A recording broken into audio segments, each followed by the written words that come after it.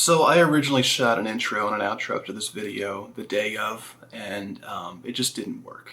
I wasn't feeling it. I was all kind of jittery and nervous to be driving out there. I've been talking about doing this trip for a very, very long time, and then I finally made it happen, and I just dropped the ball. So I thought it was only proper and appropriate to reshoot the intro and the outro accordingly. It's a week later since I had made a trip out there. Today is March 19th, 2024. Today is the 42nd anniversary.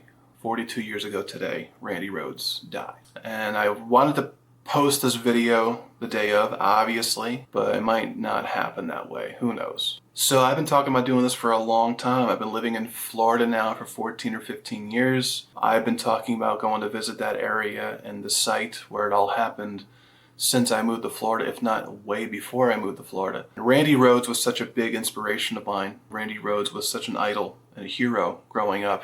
I studied him like the back of my hand. The first book I bought was used at a flea market, and it was the tablature book, the Randy Rhoads tribute album from Ozzy Osbourne. And I learned that whole record note to note, lick to lick. And to this day, I still study from it.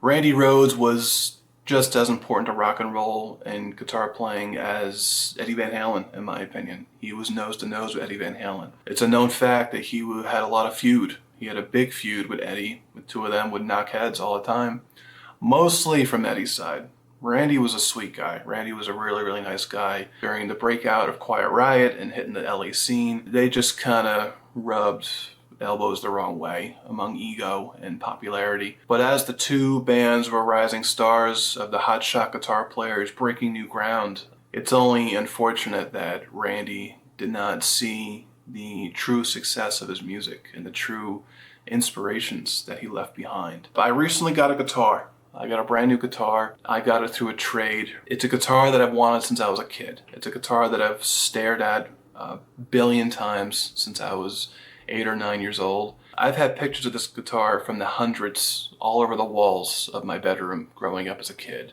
just worshiping Randy Rhoads and what he truly inspired myself and a lot of others as guitar players and music. What he did for rock and roll and what he did to electric guitar is something that's really important, that needs to be nodded to, at least identified if you're going into rock and roll or heavy metal or music or even looking at the electric guitar. I can't say enough about Randy Rhoads. I'm not going to babble too much. This is a week later. I'm now going to cut it a week ago when I took the trip out there. It was a long trip, but I was excited. I was nervous, but I was really anxious to get out there to finally see the whole site. And I brought my dad with me, because why not? Dad has been around the block many, many times. Dad has a lot of stories from back then. He met Ozzy just after it happened, just after Randy died.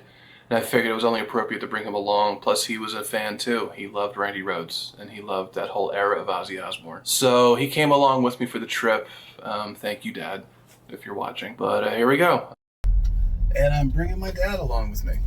It's Bring Your Dad Day.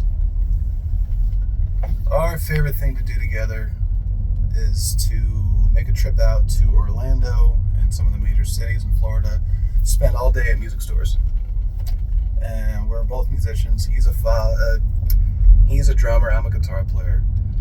And I was raised to hang around music stores, and he still to this day, in my 30s, I still take him out to music stores, and we look at a lot of equipment that we cannot simply afford, but we enjoy playing and annoying the shit out of Guitar Center employees and so forth. So I'm bringing my dad along with me. Hi, Dad. Hi.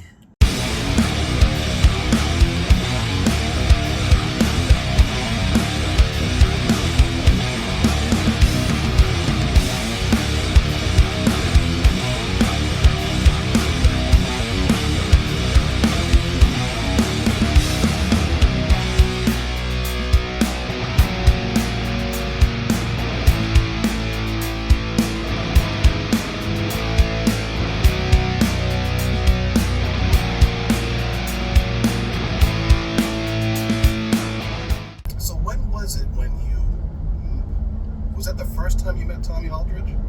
Yeah.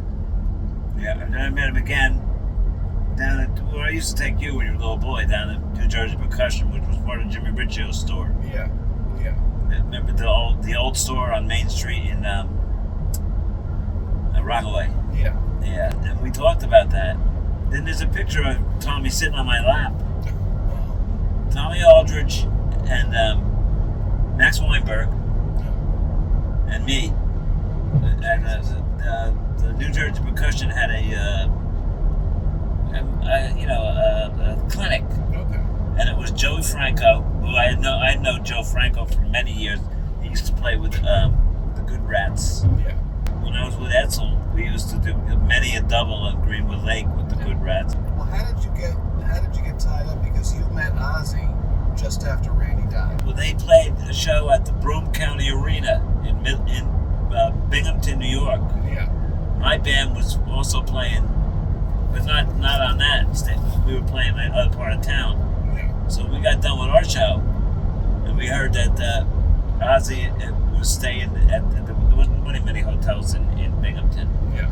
And he was at the Best Western, where we were also staying. Okay. So we were in the same hotel. So naturally, we went down to the bar, Yeah. which we always did after a show. Yeah. And there they were. Tommy was down there. Rudy. Yeah, Rudy And then Sosa. Pete Way. So they hooked up with Pete Way, and they brought me into the bathroom to meet Pete. And then Pete introduced me to Tommy and Rudy, and then Tommy introduced me to Ozzy. Okay. And he said Ozzy's not doing well with the. Yeah. I can't remember who the guitar player was now. Wait a minute. Well, he got a fill-in. I forgot his name. And then after the fill-in did a few shows, he got Brad Gills. Yes. Brad Gills filled in for Randy. He played Randy's amps, played his equipment. But I could now to find the date of that, you'd have to look for the Broome County Arena, Yeah. the Diary of a Madman tour, Yeah. and that would tell you the night that was. Yeah. This is probably So that had to be. when did Randy die? And Randy died 82. 82. Okay, yeah. So, I was with the big Edsel band. Yeah. I joined the Edsel band in '79, end of '79, and then try to joke around with Ozzy. Not joke around, but tell him naturally be a fanboy. Yeah. Because I had seen the show the night before. Yeah. We went to the show because we had tickets, we had backstage passes, Yeah. but we couldn't get to the band. We had the after shows. Yeah. And we had I still have it someplace, a sticker that says local group. Yeah. That's what it was, local group. Okay. around that time, it wasn't very social. But I know Rudy and Tommy were. It was nothing like it is nowadays, where you actually have to pay to get backstage Oh, yeah. and party like a rock star and all this bullshit that they have nowadays. The meet and greets where you get this level, then that level, and you get a tent, the band comes through, says hi, take a picture, they're gone. That kind of shit. It was all way different in those days. Yeah. But Ozzy was just not with it. I mean, he was really fat at the time. Yeah. And he wore this big giant belt. You must have seen the pictures, like a wrestler would wear. Yeah. And basically, It was like a girdle. he stumbled through the songs, and he just got the people, let me see your hands. That's all he kept saying. Let me see your hands. But Tommy was so personable. We talked about double bass drumming. We talked about, cymbals. We talked about pretty much everything. He's the kind of guy you meet him once, you feel like you know him your whole life. Yeah. And they were all at the bar, and I felt bad because like everybody was trying to talk to him. Yeah. Well, naturally. I mean, it's. And this, I'm telling you, it seemed like it. I have to match up the dates. It seemed like it had just happened. Yeah, They went back out on the road to finish the tour. They didn't want to be out there. They had to finish the tour because of money, and they had the dates booked and everything. The morning Randy died was the day. The day after that, they were supposed to play the Orange Bowl in Orlando, which is now Camp World Arena, or whatever the hell it's called, in North Orlando. And they had to play. I forget who they're playing with, but that was the only show they really canceled, and they had a cancellation through a couple of weeks. They couldn't play. Yeah. And the day after the accident, they already made a press release saying that there will be a replacement, and they have to continue on, because back then you couldn't just cancel a tour. Right. You couldn't just say, I can't do it. I can't keep going. You know, let's call it quits. And scary things happen, because when Brad came in, he brought himself and the guitar. He had to play through Randy's amps. He had to use Randy's equipment, his effects and everything. And Brad swears that during the show, during the set every night, the amps and the pedals will go on and off by themselves. Wow. And that must have been a hell of a thing. The hardest part was, if you read Rudy Sarzo's book, Rudy and Tommy, they shared the same bond, with just things were never the same after Randy died. Randy had plans to leave the group. Randy had plans to leave. He told Ozzy, hey, after this I'm done. I want to go back to school and study music some more. And that caused a little bit of a feud between him and Randy, not knowing that Randy was just going to suddenly die. Yeah. In a freak accident, but it's unfortunate. Well, I think it's safe to say the death of Randy, you look at Ozzy before Randy, so you look at Black Sabbath, and you look at the Blizzard of Oz record, the Diary of the Madman record, you look at that footage of those tours, Ozzy has a completely different personality. Yes. Completely different. He had a different something about him. Yep. And ever since the death of Randy, he was never the same. He's openly admitting that when Randy died, a big part of me died, he said. Yeah. And no matter how successful and how gigantic and legendary Ozzy became after that, even more so, he still was never the same. He was still very off. Right.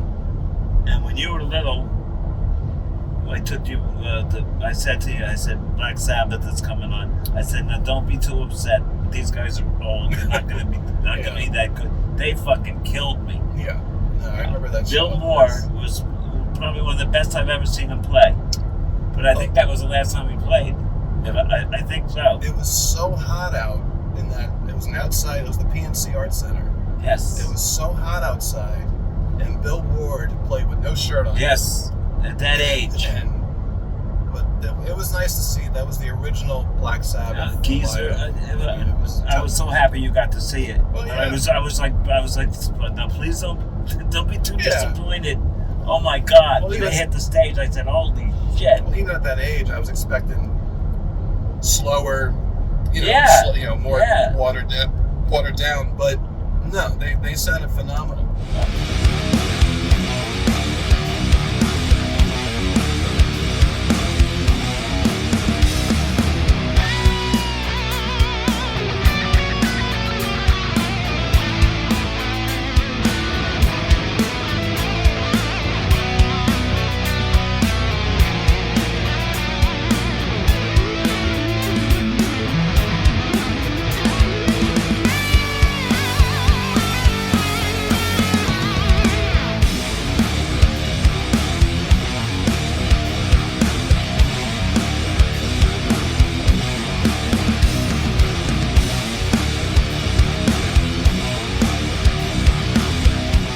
Sign. Entertaining. Yeah,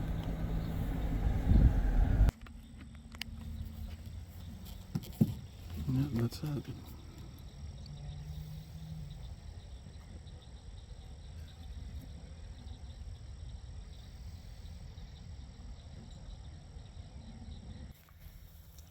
Can't believe that I'm actually here.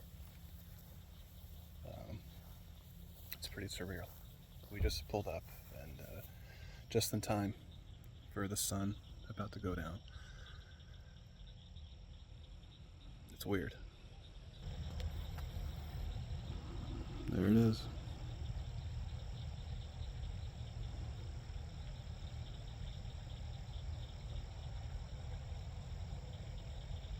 Unbelievable. You know, I've waited for this for a long, long time, many, many years. I can't believe I'm actually here. I'm trying to use a tripod because my hands are so shaky.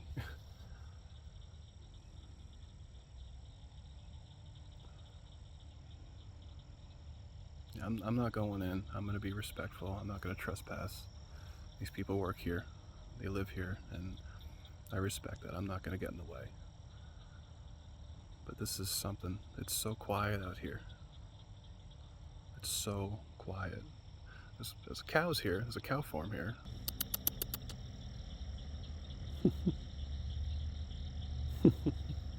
But I can't believe how silent it is out here.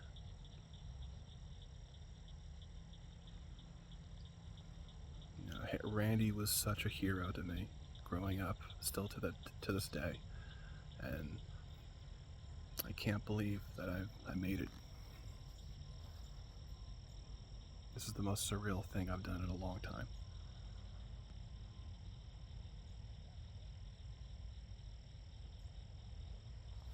And this was it. This is his last time on Earth.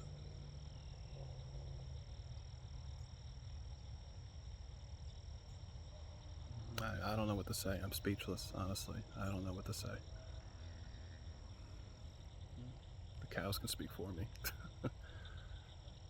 But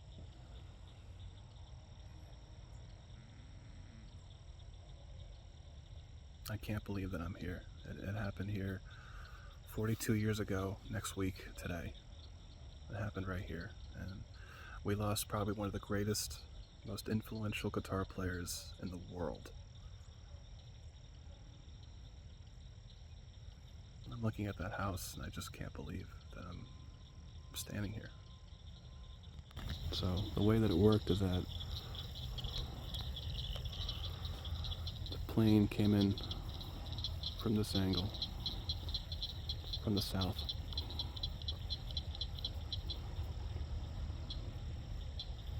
Unbelievable. I'm just here to pay my respects, and I wasn't around in 82, but in a way it takes me back to being a kid and first discovering Randy Rhoads, and I listen to him all the time to this day, 30 years later, over 30 years later, and I can't believe this. You know, there's really not much to say. I had something in mind. I had something planned on the way here, what I can say to this video and standing here, but I have nothing to say. I'm speechless. You know, a big part of music died here. What it could have been today, there's no telling, but I don't know. I have no idea what to say. I'm standing here.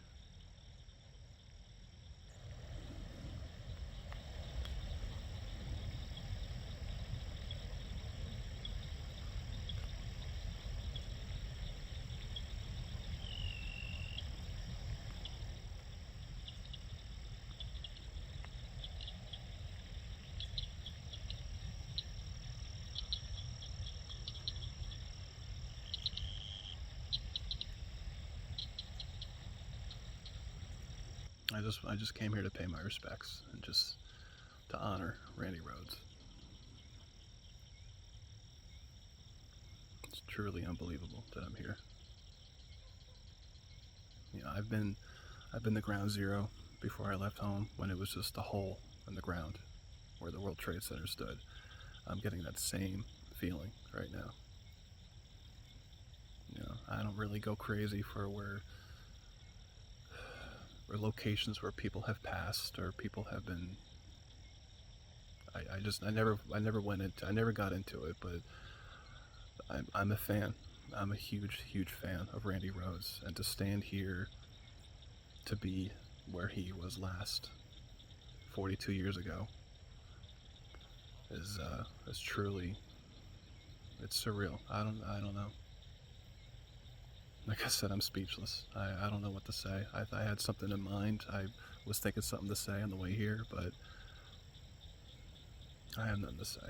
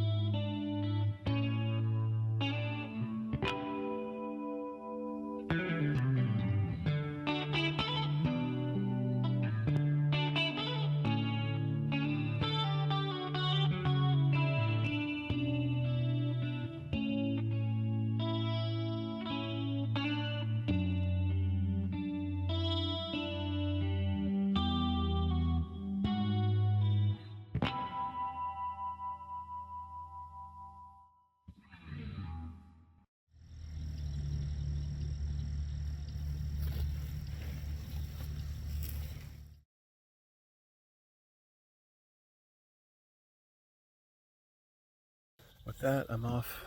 I'm going home.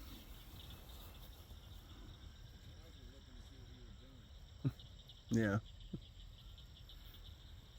But with that, I'm going home. I made the trip out here. It was a long trip. It's a bucket list, for real, my whole life. It's so beautiful out today.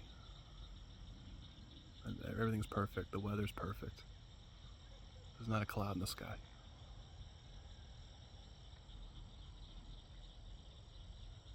I know it's not much to see in this video, but this is more for me than what the viewers can see. But I'm glad I'm here.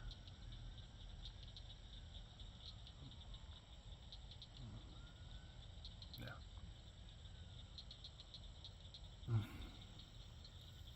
Well, see you later. What I am gonna do is leave a guitar pick.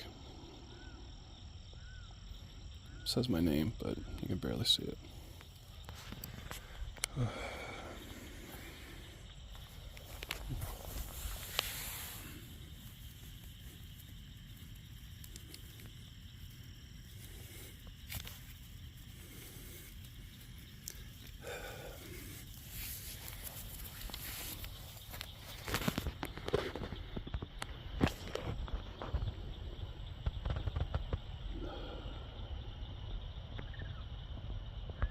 So like I showed in the video, I was kind of speechless. I didn't know what to do. I didn't know what to say. I had it all mapped out and planned in my head when I got there about what I was going to say to the camera and how I was going to show it. And once I pulled up there and I saw that house, my mind just went blank. It just flew out of my head and I was speechless. I didn't know what to say into the camera. That's why I didn't film that much. Sadly, when this whole video is the point of showing this place and talking about it. A week later now, I'm sitting here, a week to the day, and I've gathered my thoughts together. So when we got there, it was pretty overwhelming. It was dead silent. Dead silent. I mean, in the middle of March, no wind, no birds chirping, nothing. I thought that was really eerie, and you just feel a heaviness. You feel a presence there. There's just something about it that just, I don't know, it just touches you in a way of there's something there. I'm not really a religious guy, I'm not really spiritual, but I felt something. I don't know, it's weird to talk about, and I just have to document that in some way on camera. Everything was dead still. The sky was so clear and beautiful. I saw everything. My first thought when I pulled up was, wow, it's small. It's a small area. The house where it happened, the whole viewing of the property and where the runway is and the trees, it's very, very small. It looks enormous on all the documentaries and the newsreel footage that I've seen a billion times since I was a kid. It's just crazy to look at it in person because it's really not that big. The house looks exactly as it looked in 1982. When the crash happened, which was something to be said. It's crazy to see that house still standing that way. Like I said in the video, I didn't want to trespass. I didn't want to break any rules. A lot of people who do these videos, they just kind of drive themselves right onto the property and help themselves and look around as if it's Disneyland. But I didn't want to do that because it's a real working area. It's an active and working area where people work and they farm and they use the landing strip for private use. That would be like someone going into where I work and asking questions and taking a bunch of pictures and annoying the shit out of me when I have a lot of shit to do. So I'm just simply not gonna do that when I show up there. I want to be very respectful, very, very polite. One guy approached me and actually caught it a little bit on the film here. I'm just paying my respects. Huh? I'm just paying my respects to what? Randy Rhoads. Oh, Randy Rhoads? Yeah. Yeah, the house over there? Yeah. Yeah. Brought his guitar. Oh, hell. Yeah. All right. Yeah.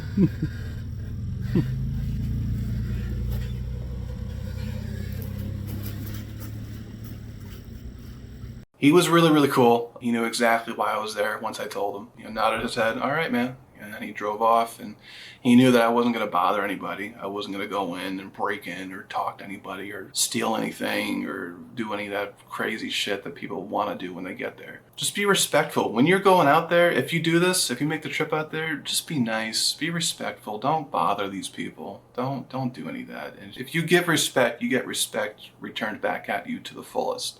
In fact, watching over the videos, when we first pulled up, the view of the house in the field, there was a ton of cows sitting between me and the house. And I thought, oh, that's interesting. I could be wrong, but I think it was intentional. Once people saw me park the car on that street, and once people saw me pull out the camera stand and everything like else, and then they saw me pull out my guitar, and I put it's painfully obvious it's a polka dot Randy Rhoads guitar. Once they saw me put it out onto the stand, they knew why I was there. They knew why I was there, as well as hundreds of other people have been there long before me. But they got the vibe that I wasn't really going to screw with them or even going to bother anybody or annoy them or ask them questions or interview them or any of that bullshit. In the video, it seemed like they did me a favor, and it looks like they were wrangling the cows, and they actually moved the cows out of the way for me to get that perfect shot between me and the house with nothing else, just a big grass field between me and the house.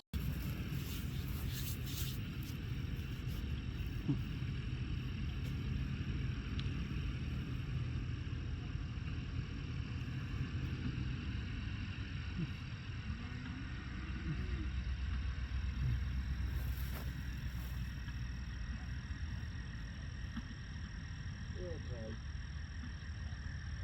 Get tended to the animals.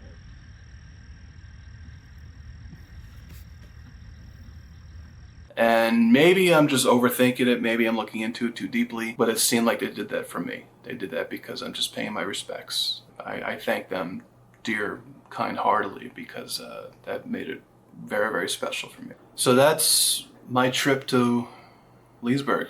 That's my trip to the site where it all happened. The site where we lost Randy Rhoads, probably the most influential guitar player who was nose to nose with Eddie Van Halen. I discovered Randy before I discovered Zakk Wylde. I discovered Randy Rhoads before I discovered a lot. Around the same time I got into Ace Frehley and Kiss, I got into Randy Rhoads. I worship his music. I love his music. What he could have been if he had lived, who knows where he could be. I know he wanted to quit playing rock and roll. He told Ozzy the week of that he was quitting the band after this tour, and he wanted to go and study music and engage a much broader and deeper career in classical music. I have a gut feeling knowing Randy though, he loved rock and roll so much. He loved playing in KookieRiot and he loved playing those songs with Ozzy. He loved his band so very much. I think it wouldn't have been long until he came back to rock and roll. I believe Randy today, he would have been right next to Eddie Van Halen before Eddie died. I think he would have been playing today, no doubt about it. He would still be playing, probably still be teaching. What he would have been as a musician would have been untouchable. I think he was years ahead of his time. Years and years, and the knowledge that he had and the ambition and the prodigy that he approached music and how to write music and those. You listen to Randy Rhoads' guitar solo, it's a song within a song. You listen to the solos of Mr. Crowley and I Don't Know and Crazy Train even. Those melodies during that guitar solo, those are melodies. It's not just him showing off. Every guitar player now can show off. Every guitar player in this world shows off. Everyone's full of ego and being cocky. No one's actually putting the effort into the songwriting. And that's what separated Randy Rhoads to everybody else. He actually made it make sense. You listen to any Randy Rhoads guitar solo, it makes sense. It fits the song. It's a added ingredient to the song, not just some guy doing a bunch of licks and showing off. It's not who Randy was. He wasn't really a show-off. He was a musician, a true, real musician. That's what we should all take as inspiration if we're all musicians, if we're all playing music together. God bless Randy Rhoads. Thank you for watching. Whatever this video is, whatever you make of it, don't get used to it. I don't plan on doing a lot of these trips or video or home vlog videos or me taking these car trips or anything like that. I am back on YouTube. I'm making a comeback. Stay tuned for more stuff. I got a lot of guitar videos to be coming up. I have a lot of props, a lot of prop talk, prop videos, tutorial videos, going back to the old ways. So thank you so very much for watching. Just thank you. And God bless Randy Rhoads. Keep listening to his music. That's what keeps him alive.